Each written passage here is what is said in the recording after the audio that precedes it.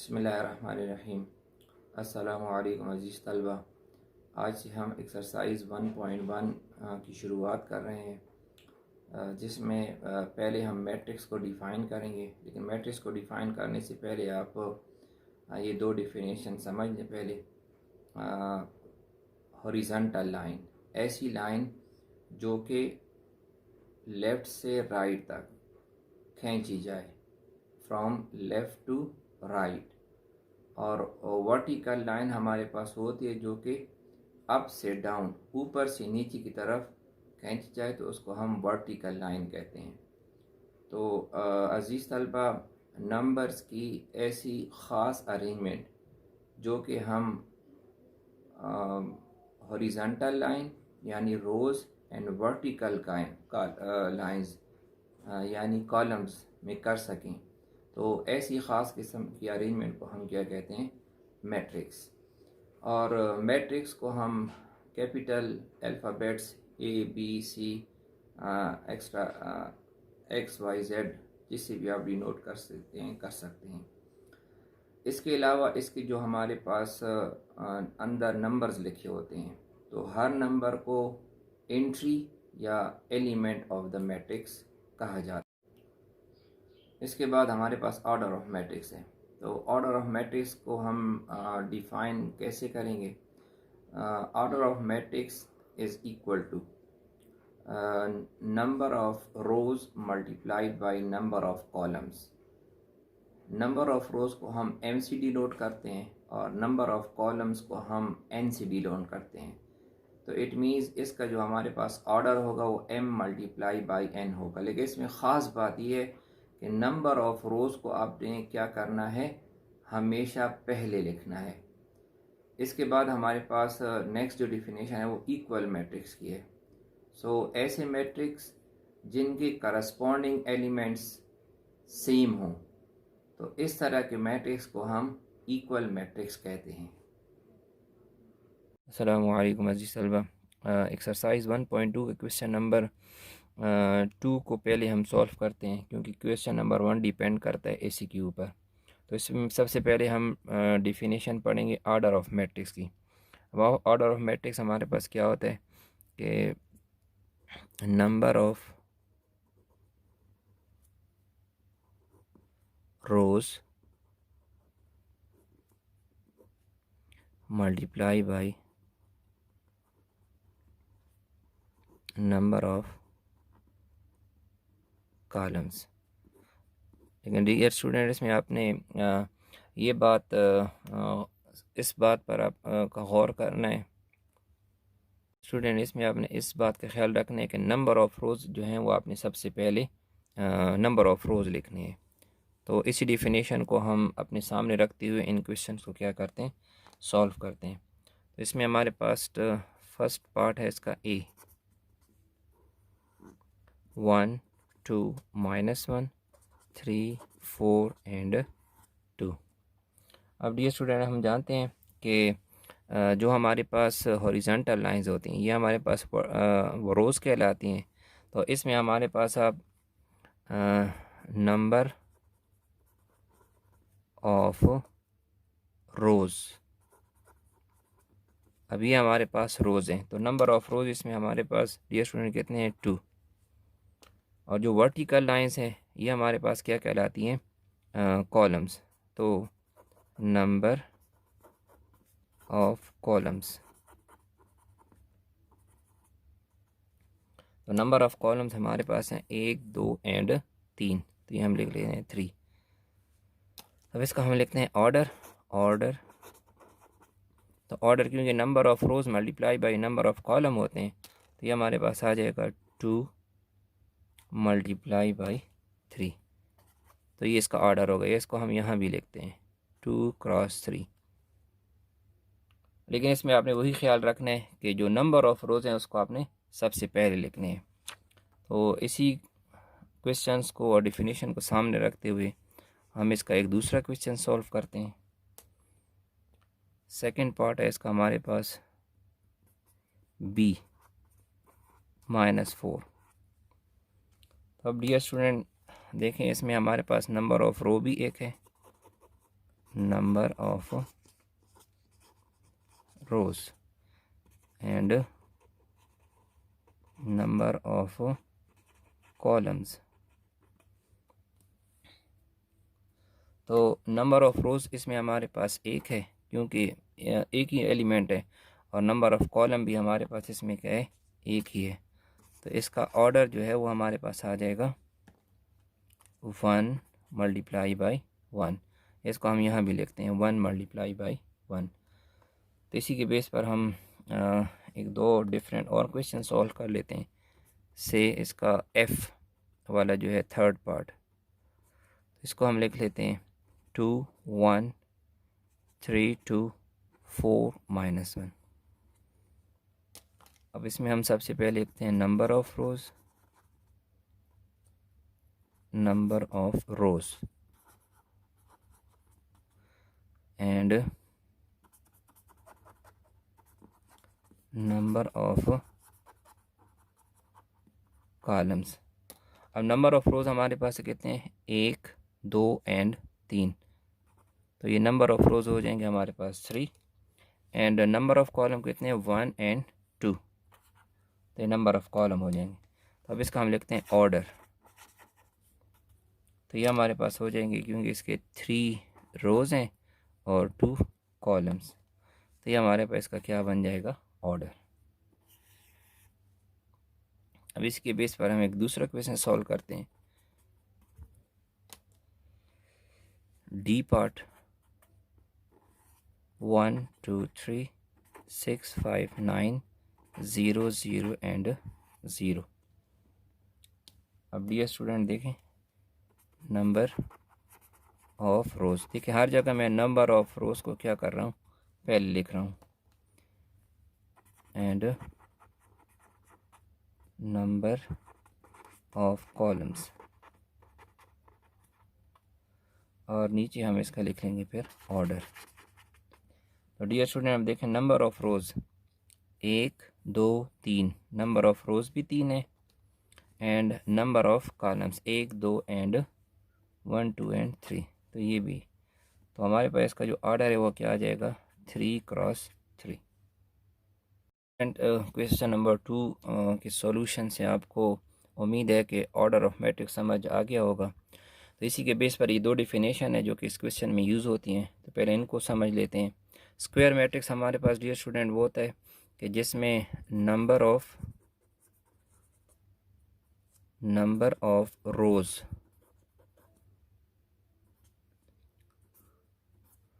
And number of columns ये आपस में क्या हो, इक्वल हो। Number of rows equal to number of column. It means order जो इसका होना चाहिए वो क्या होना चाहिए, सेम होना चाहिए।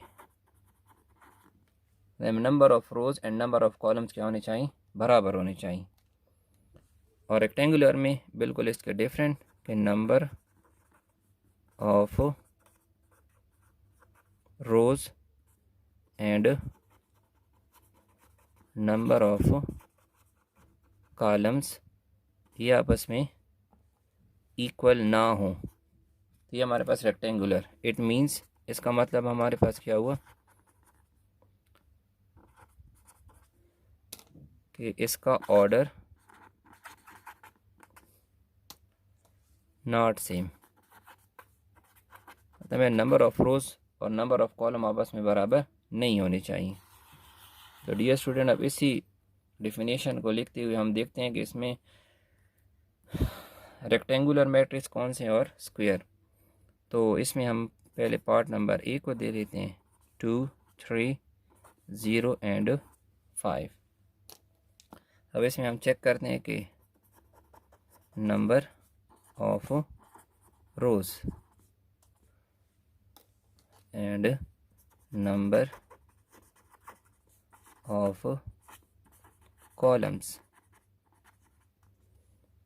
अब number of rows dear student इसमें हमारे पास 1 2 ये नंबर ऑफ रोज़ हो गए, एंड नंबर ऑफ कॉलम्स ये भी हमारे पास 1 2।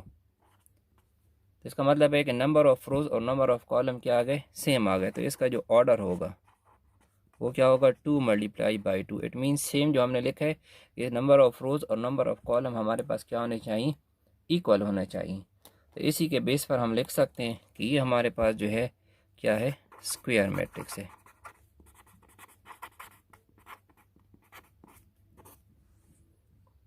अब एक दूसरा क्वेश्चन सॉल्व करते हैं इसी के बेस पर। पार्ट नंबर बी,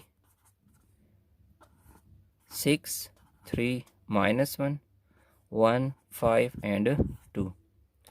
अब इसमें देखें dear student, number of rows पहले हम लिखते हैं, number of rows and number of columns. तो डियर स्टूडेंट हम देखें नंबर ऑफ रोज, इसमें हमारे पास 1 2, ये इसके हमारे पास नंबर ऑफ रोज हो गए। एंड नंबर ऑफ कॉलम्स, ये हमारे पास, इसमें हमारे पास क्या है, 3 है। तो नंबर ऑफ रोज और नंबर ऑफ कॉलम आपस में इक्वल नहीं है, तो इसका जो ऑर्डर होगा ये हमारे पास क्या होगा, 2 क्रॉस 3। तो मतलब number of rose number of column के बराबर नहीं है, तो नॉट सेम। इट मीन्स ये हमारे पास क्या होगा, रेक्टेंगुलर मैट्रिक्स।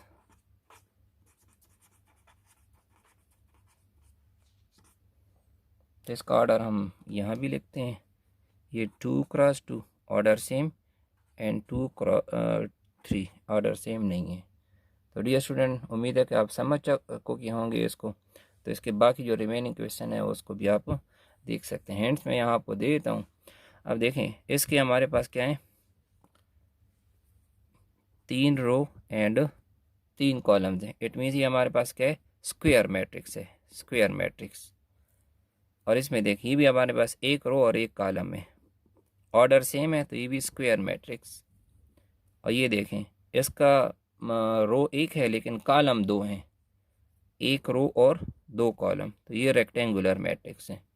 और इस तरह आप देखें इसके हमारे पास 2 रो हैं, 2 रो और 1 कॉलम, तो ऑर्डर सेम नहीं है, तो इट मीन्स ये भी हमारे पास रेक्टेंगुलर मैट्रिक्स होगा। तो डियर स्टूडेंट क्वेश्चन नंबर 3 थोड़ा डिफरेंट है। इसके लिए पहले हमने ये नोट समझना है, AIJ, आई जो है ये डिनोट करता है रो को और जे जो है ये डिनोट करता है कॉलम को। अब हमसे ये एलिमेंट मांग रहे हैं कि AIJ ये कौन से रो और कौन से कॉलम है। अब रो की जगह हमारे पास 1 लिखा है और कॉलम की जगह हमारे पास लिखा हुआ है 2। तो अब देखें ये हमारे पास है रो, पहला रो, और दूसरा कॉलम हमारे पास ये है।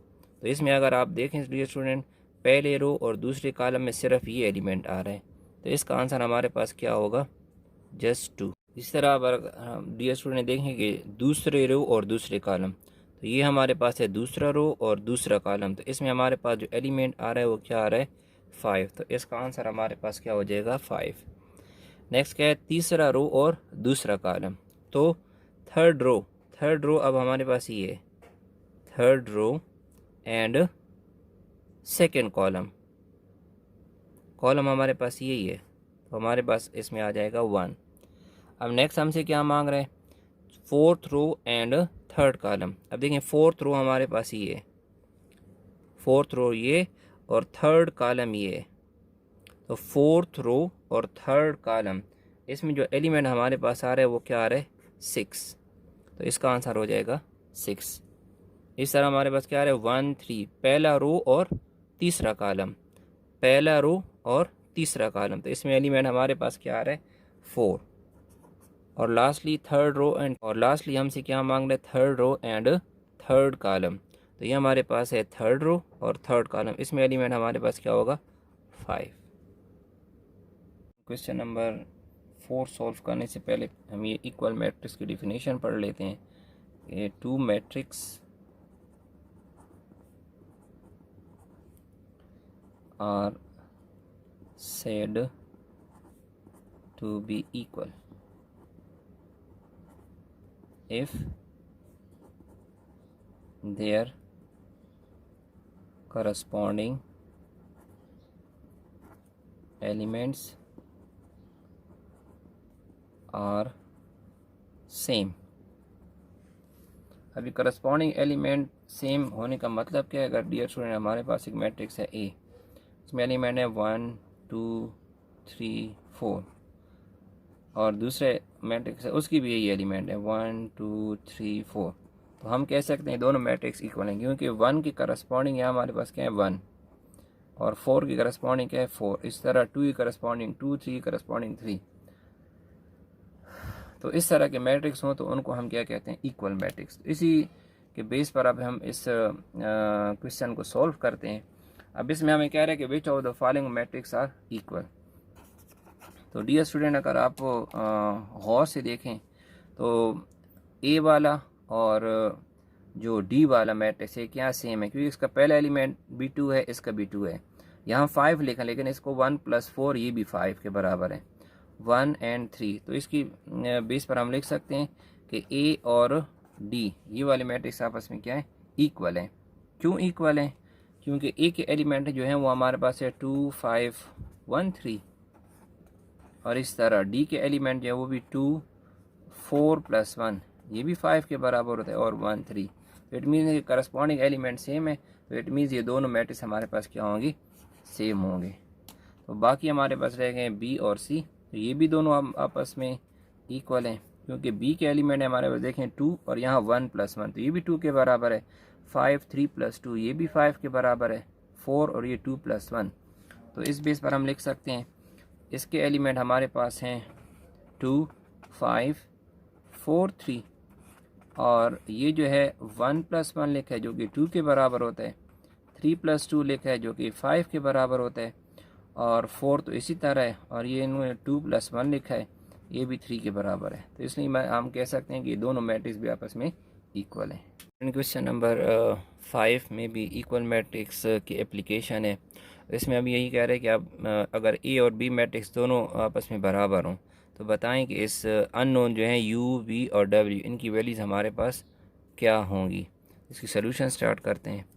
तो गिवन है हमारे पास कि इफ़ ये हमारे पास कंडीशन है कि A is equal to B. तो ए के एलिमेंट है हमारे पास 2 -3 U 0 और बी के हमारे पास एलिमेंट हैं V -3 5 एंड W। अब डियर स्टूडेंट हमने डिफिनीशन क्या पढ़ी थी कि दो मैट्रिक्स उस वक्त इक्वल हैं जब इसके करस्पॉन्डिंग एलिमेंट्स क्या होंगे इक्वल। तो V के करस्पॉन्डिंग एलिमेंट हमारे पास क्या है 2। तो इसका मतलब हुआ कि हमारे पास V की जो वैल्यू होगी वो क्या होगी 2। इस तरह आप देखें कि U की करस्पॉन्डिंग हमारे पास एलिमेंट क्या है 5। तो इट मीन्स जो हमारे पास U की वैल्यू होगी वो क्या होगी 5 एंड सेम W की करस्पॉन्डिंग एलिमेंट हमारे पास क्या है 0। तो इट मीन्स जो W की वैल्यू होगी वो हमारे पास 0। यही हमारे पास क्या है इसका आंसर है। क्वेश्चन नंबर 6 में से दो इक्वल मैट्रिक्स दिए हुए हैं और हमसे ये unknowns A B C X Y Z की क्या करता है वैल्यू मांगता है। तो हम लिखेंगे by definition of equal matrices. Equal matrices की डेफिनेशन हमने क्या पढ़ी है कि इसके जो करस्पॉन्डिंग एलिमेंट्स क्या होंगे सेम। अब देखें x + 3 के करस्पॉन्डिंग एलिमेंट हमारे पास क्या है 0। तो हम लिख सकते हैं कि x + 3 इज़ इक्वल टू 0। तो यहाँ से 3 को ख़त्म करना है, x की वैल्यू निकालनी है। तो 3 को हम दोनों तरफ क्या कर देंगे सब्ट्रैक्ट। सो -3 एंड माइनस ये कैंसिल हो जाएगी। तो x की वैल्यू यहाँ हमारे पास क्या आ जाएगी -3। तो x की वैल्यू हमने क्या कर लिए फाइंड आउट कर लिए। तो अब इसी तरह हम अगर इन मैट्रिसेस को देखें तो z + 4 इसके करस्पॉन्डिंग हमारे पास क्या है 6 है। तो फिर हम लिख सकते हैं कि z + 4 इज़ इक्वल टू 6। तो डियर स्टूडेंट इस तरह हमने यहाँ से इस 4 को क्या करना है रिमूव, क्यों हमें z चाहिए। तो z + 4 और यहाँ 6, तो दोनों तरफ हम 4 को क्या कर लेंगे सब्ट्रैक्ट। तो ये 4 और 4 कैंसिल हो जाएंगे। z की वैल्यू हमारे पास यहाँ से आ जाएगी 6 - 4 2। तो ये z भी हमने फाइंड आउट कर लिए। अब हम फर्दर आगे जाते हैं। नेक्स्ट 2y -7, इसके करस्पॉन्डिंग एलिमेंट है हमारे पास 3y -2। तो फिर हम लिख सकते हैं कि 2y -7 is equal to 3y -2। तो एलिमेंट्स को हम इंटरचेंज कर लेते हैं। सो ये 3y यहाँ आ जाएगा, 2y ये प्लस है तो यहाँ आकर हो जाएगा -y।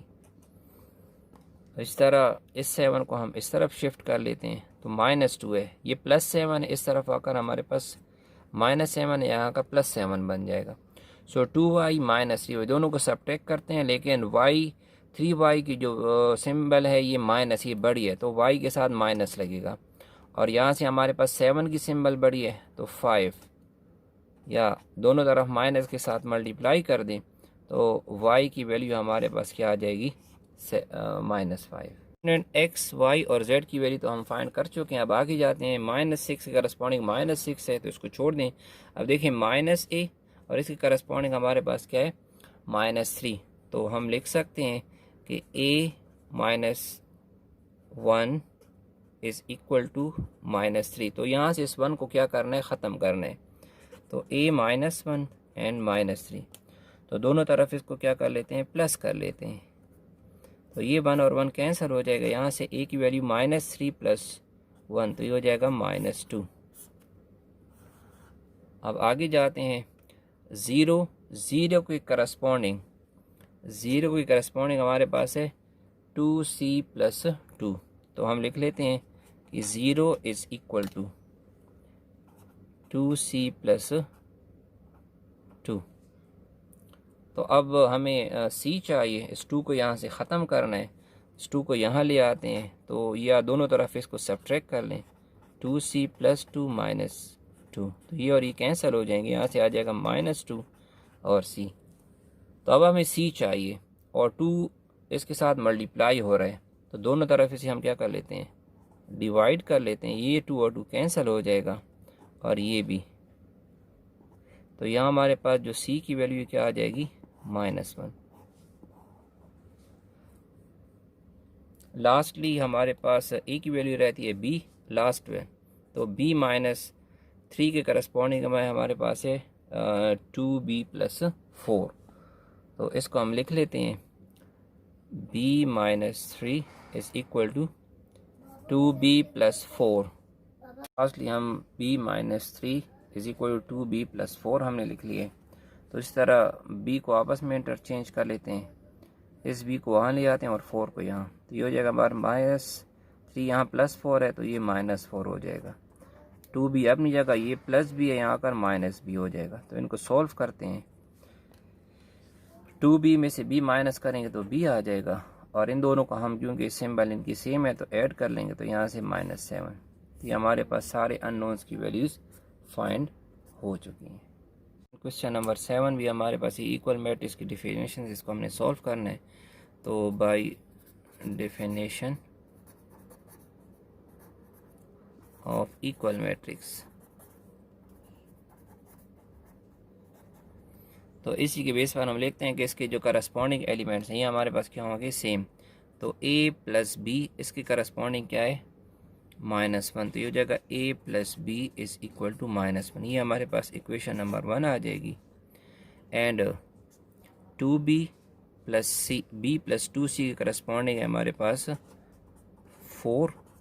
तो ये इक्वेशन नंबर 2 हो जाएगी। इस तरह 2 इक्वेशन और आ जाएंगी। 2c + d इसकी करस्पॉन्डिंग है हमारे पास 8, इक्वेशन 3 हो जाएगी। एंड 2a - d इसके करस्पॉन्डिंग है हमारे पास 0। तो ये 4 इक्वेशन डियर स्टूडेंट हमारे पास आ गई हैं। हम इन 4 इक्वेशंस को हमने क्या करने, सॉल्व करने, और इनमें से हमने a b c d और e की क्या करनी है, d की वैल्यूज़ निकालनी है। तो सिंपली अगर हम देखें यहाँ हमारे पास b है और यहाँ भी b है, मतलब इनके कोफिशिएंट्स क्या है, सेम है। तो अगर हम लिख लें कि इक्वेशन नंबर 1 में से हम अगर इक्वेशन नंबर 2 क्या कर दें, सब्ट्रैक्ट कर लें तो ये हमारे पास आ जाएगा dear student a plus B is equal to -1 and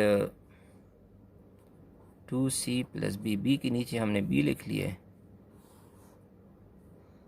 तो प्लस माइनस ये और ये हमारे पास क्या हो जाएंगे कैंसिल और ये प्लस माइनस तो यहाँ से हमारे पास आ जाएगा a माइनस 2c और इन दोनों को आपस में ऐड करेंगे तो वहाँ आ जाएगा हमारे पास 5। ये इक्वेशन नंबर हो जाएगी हमारे पास 5। इस तरह इक्वेशन नंबर 3 और 4 को आपस में सब्ट्रैक्ट करते हैं। So equation number 4 minus equation number 3 and 4 ये हमारे पास आ जाएगा 2c plus d is equal to 8 and 2a minus d is equal to 0। Sorry इनको ऐड करते हैं क्योंकि इनकी सिंबल डिफरेंट है ये कैंसिल हो जाएंगे। हमारे पास आ जाएगा 2c प्लस 2a और इन दोनों को ऐड करेंगे तो 8। तो ये इक्वेशन हमारे पास हो जाएगी डियर स्टूडेंट 6।